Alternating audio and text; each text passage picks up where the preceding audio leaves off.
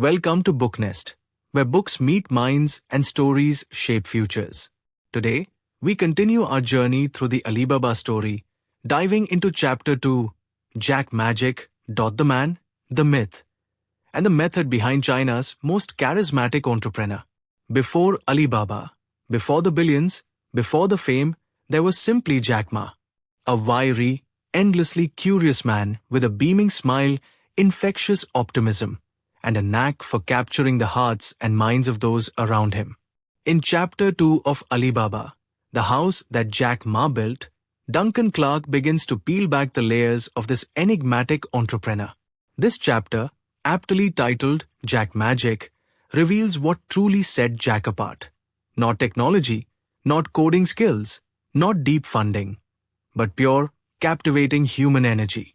Jack had something rare, a gift that can't be taught in business school or replicated with spreadsheets. He had charisma, and in China, that's more powerful than you might think. Jack Ma was never a conventional business person. In fact, many of his earliest colleagues didn't even understand the internet, and neither did Jack at first. But what Jack lacked in technical know-how, he more than made up for with vision and conviction.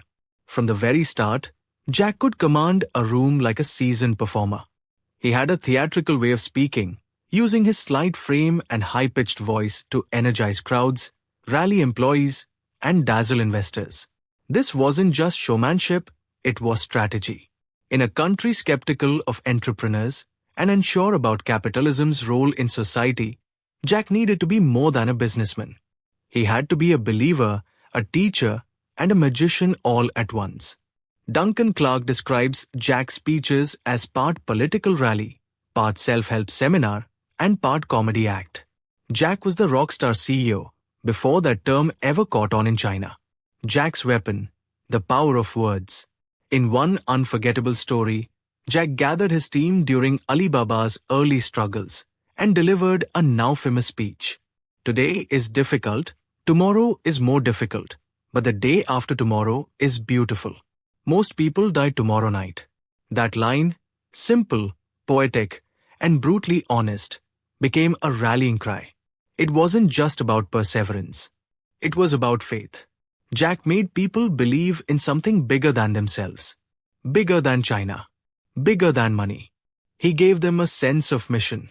Where Western tech CEOs may talk about disruption and algorithms, Jack talked about love, hope, teamwork, and destiny. He was emotional, introspective, and sometimes even spiritual. His storytelling had layers. Every tale was laced with metaphor, mountains to climb, rivers to cross, dragons to slay. Jack's first career? Not a tech genius, not a businessman. He was an English teacher. That role shaped him deeply.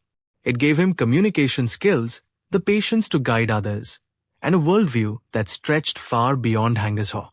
His time as a teacher also honed one of his most potent weapons, the ability to break down complex ideas into relatable concepts.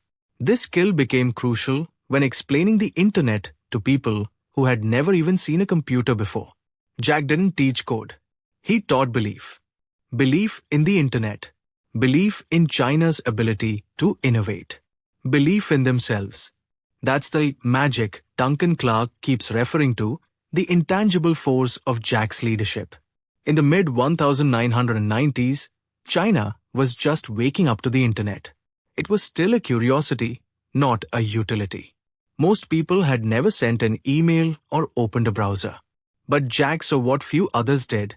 This wasn't just technology, it was transformation. Jack began speaking about the internet like a preacher. He claimed it would level the playing field between rich and poor, big companies and small businesses. While others saw risk, he saw revolution. What's striking is that Jack wasn't afraid to admit what he didn't know. In fact, he openly told people he didn't understand the tech. But what he did understand, and what few others did, was people. He predicted that Chinese consumers, small shops, and village businesses would be the real winners in the digital era. It wasn't about selling high-tech to elites. It was about empowering everyone. That belief would form the bedrock of Alibaba's mission. Chapter 2 also shows how Jack Ma was a master of assembling believers, not experts. He wasn't looking for MBAs or engineers with decades of experience. He wanted people with heart. Most of Alibaba's early team came from his home city of Hangzhou, ordinary people who trusted Jack. Some were his students. Others were friends of friends. They didn't understand e-commerce, but they understood Jack.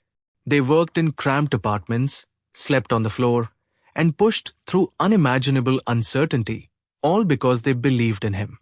Duncan Clark shares how Jack created a culture of resilience. Every Friday, the team would get together not just for status updates, but for performances. Employees would sing, dance, and even act in skits. Why?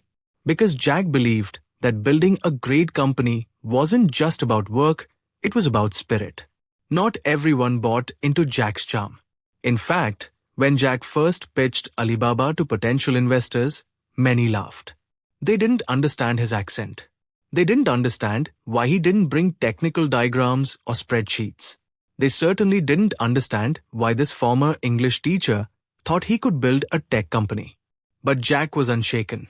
He would say, "I'm not a tech guy. I'm looking at it with the eyes of my customers." To those in Silicon Valley, Jack seemed naive. But that naivete would turn into foresight. Jack knew that the future of the internet wasn't in California. It was in China's streets, factories, and tea houses. One of the most memorable aspects of Jack Magic is how Jack created a performance culture inside Alibaba. Every annual meeting was more like a talent show than a shareholder presentation. Jack himself would take the stage dressed as a punk rocker or a heavy metal god. He danced. He sang. He made people laugh. But underneath the fun was a deeper truth. Jack understood emotions drive loyalty. His wild performances weren't just for fun, they were rituals of unity. They turned a scrappy group of employees into a movement. He turned management into mythology, vision into theater, work into purpose. The strategy behind the magic. Don't be fooled.